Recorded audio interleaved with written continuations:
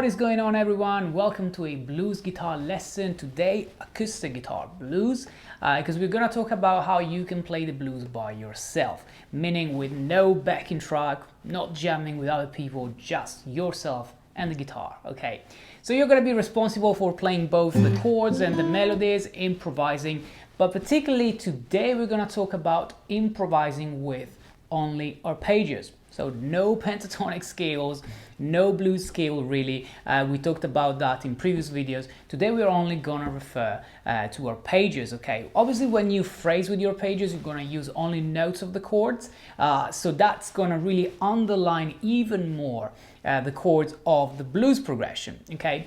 Usual example is gonna be a blues in A. Let's just have a look at this structure that we're gonna use today for the 12 bars. So we're gonna play A7, the first degree, for 1 bar. Then we're gonna switch immediately to the 4th degree, so D7 for the 2nd bar, and back to A7 for 2 more, okay? Then we go for 2 more bars to D7, and 2 more bars back to A7. For the turnaround, we're gonna follow the classic 5, E7, 4, D7, 1, A7, and ending on the 5, E7, okay?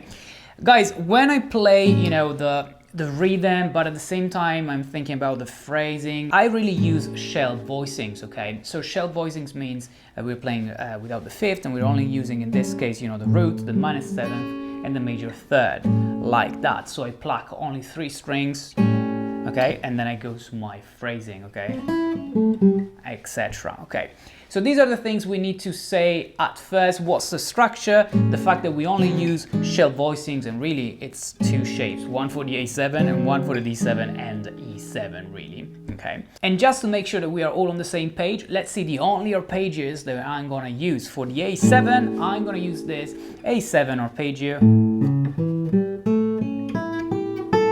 okay, which is made by A, C sharp, E, and G. Okay, so root, major 3rd, perfect 5th, and -7th. For the D7, starting from D, I'm gonna play this. Okay, so now it's D, F sharp, A, C. And for the E7, I'm gonna play this arpeggio, which is obviously E, G sharp, B, D. Okay. Now, how does it work? We're always gonna play on the beat 1, the chord and the shell voicing. And then you've got the rest of the bar, or the rest of the bars, when the chord lasts for more than 1 bar, to improvise, okay? If the chord lasts for 2 bars, for instance, the A7 on bars 3 and 4, you can either play the A7 twice on bar 3 and on bar 4 and only use, you know, the rest of the bar to improvise, or play the A7 on bar 3 and then use the rest of the following 2 bars to improvise before you change to D7. Particularly, I will be doing this. When the A7 lasts for 2 bars, I play it only once. When the D7 lasts for 2 bars, so bars 5 and 6 of the 12, I'm gonna play the D7 at the beginning of the 5th and at the beginning of the 6th bar. Okay, hopefully this makes sense. Let's have a look together. For instance, in the first bar, you've got pretty much this time available. 1, 2, 3, 4. And that's it. Okay, so that's why this is a fantastic exercise, because you really have to be focused on the timing, okay? You really want to count, you really want to feel how much time you've got in the bar. Now, it doesn't really matter what phrase you use with your pages, okay? It doesn't even matter what I'm gonna improvise right now.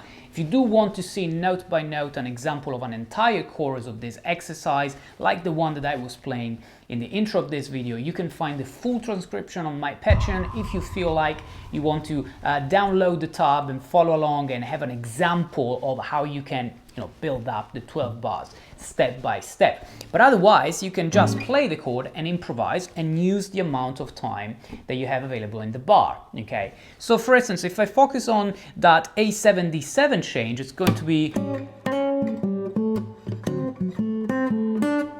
Okay, so you only have the time to play the chord and a little riff, okay? A sort of call and response, really. Now, all this also represents an incredible exercise to really spend time on the knowledge of the notes on the fretboard, so really making sure that you see what's the name of the notes that you play, but also understanding what degree that note really represents for the chord that you've got underneath, okay? Likely, because we are only using arpeggios, they're going to be either the root, the major third, the perfect fifth, or the minor seventh. It's not going to be anything fancy like using modes or even the pentatonic scale. It's really like the 4 notes of the dominant 7 chord, okay? Now, if we want to extend this to the first line of the blues, so the first four, so the first 4 bars, this is going to be.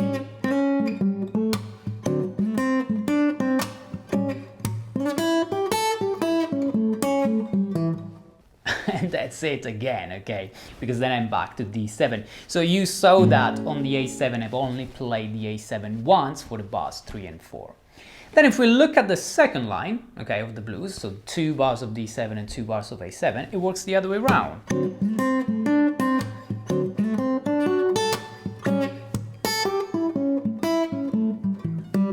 Okay, so I only played 2 bars, but again, I played the D7 once per bar and I played the A7 only once for the 2 bars, okay?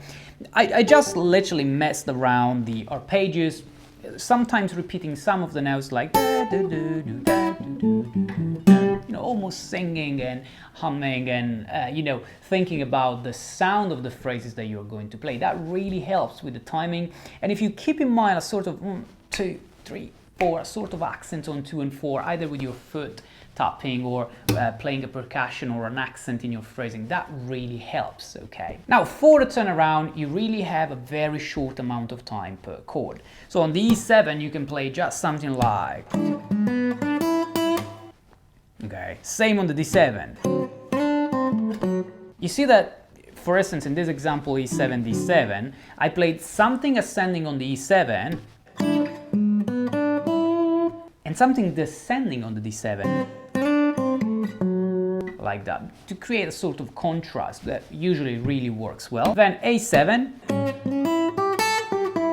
for 1 bar, and then E7. Now, on the final 12th bar of E7, depending on how many times you're going to play this in a row, you can either play the E7 and phrase, like that, or you can play a sort of comping, really, blues comping, which I really love, and you can play the E7, and then don't phrase, but use a sort of extension or substitution of the E7, so extending the E7 to an E7 flat 9, okay, and if you play it without the root, this is the E7 flat 9, okay, with all of the notes. If you take off the root, you just play a G sharp diminished 7th, okay, it's just the upper part of this E7 flat 9, you know, and then you can move this 3 half steps higher, like every other diminished 7th chord, and create this sort of jazzy comping, kind of like that, bam, bam, bam, and then finish here, okay. So turn around all together.